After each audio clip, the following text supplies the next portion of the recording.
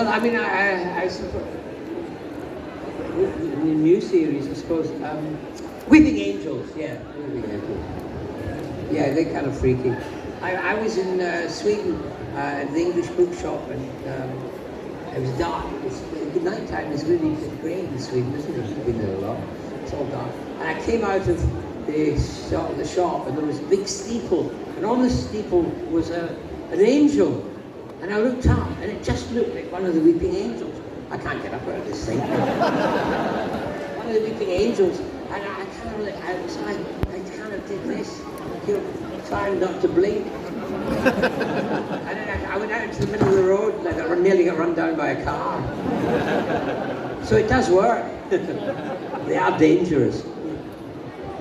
Yeah, I think it would be Weeping Angels for me as well.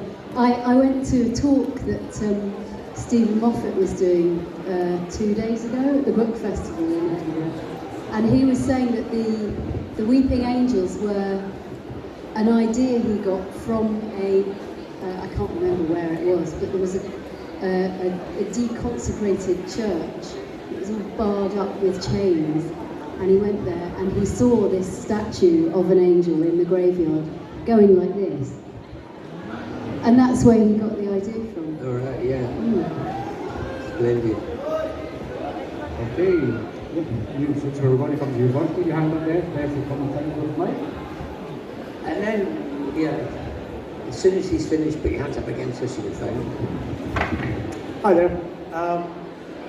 Since doing Big Finish, what have you been able to bring to your characters that you couldn't do back in the 80s on the show? Like, has there been any kind of aspect that you thought, bloody glad Nick Briggs gave me a call because I've got to do this now, I've always wanted to do this with a character? Or Yeah, for me, it's I'm 6 feet tall,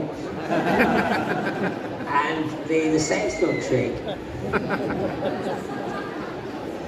And I'm older. Well, you're not. I mean, what's wonderful is you age and then you go back again. I don't know when. Yeah, that's been really good fun actually. Yeah. Particularly, there've been a couple of stories where I've been playing Ace as she is now, sort of middle-aged Ace, and then also younger Ace, and that for me is great because it's almost like playing two different parts. And I also to be playing the same part for all these years. I don't know anyone else apart from us Doctor Who companions and doctors who do that really. Yeah, yes indeed. Yeah. I've actually got to ride a motorbike on Big Finish, which I never blooming got to do in the series, even though I was cast to do that in the first place. Yeah, but it's not as exciting as writing a real one, is it? No, it's not. No. So, but when you come in, do you wear your leathers when you're doing it on the microphone? Well, that's the other good thing though about, isn't it, about doing audio is because you don't have to learn the lines, you're reading the lines. I love that. You don't even have to wash your hair. Yeah, I don't love that. Wear whatever you like. Yeah. No, it's good. It's great. It's great doing it. It's also a very different way of acting because you've got to channel everything that comes out through here, really, and it can be really satisfying, can't it? Really satisfying. Next question's a chap there. Good afternoon and belated happy birthday to you both. Thank you very much.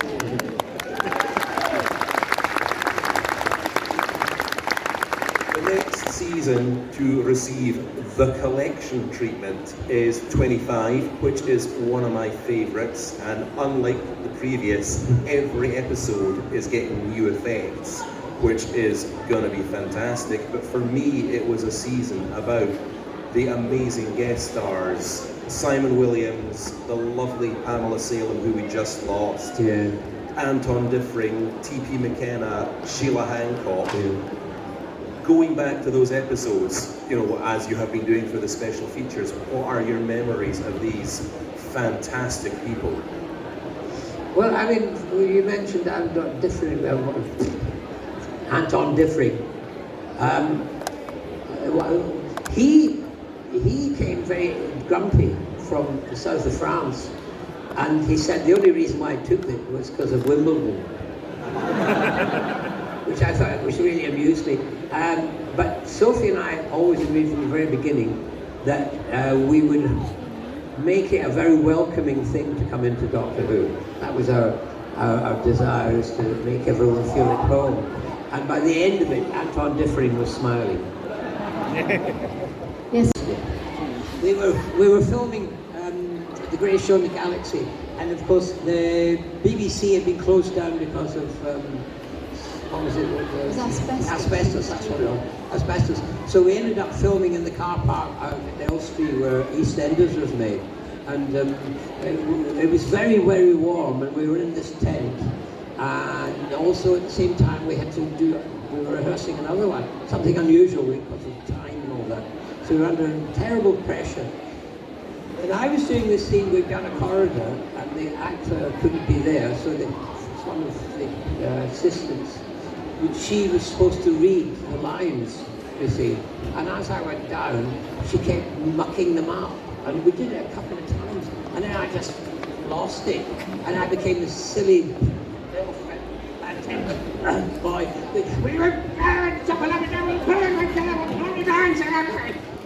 Something like that, wasn't it? You were there. It was. You were a witness. Yeah, well, it was really spectacular because you threw your hat onto the ground. All right. Did I jump on it? Pretty much jumped up and down. And I was standing at the monitor then with Jessica Martin was standing next to you, just sort of going.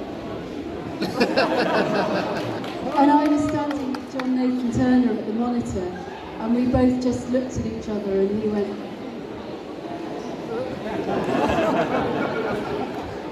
It was very funny. He had a drag on his fag, if you know what I mean. Oh, that has made me laugh, that one.